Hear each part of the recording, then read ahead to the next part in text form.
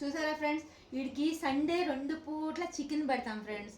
ఆ చికెన్ తిన్న తర్వాత మండే ట్యూస్డే అంటే ఒక 2 రోజుల వరకు ఆడేసే నాటకాలు మామూలుగా ఉంటాయి అనుకున్నారా ఫ్రెండ్స్. ఆ చికెన్ మర్చిపోయే వరకు కూడా డ్రై ఫుడ్ తినడు, పెరుగన్నం తినడు, ఇంకా ఎగ్ తింటాడు మళ్ళీ అంతే.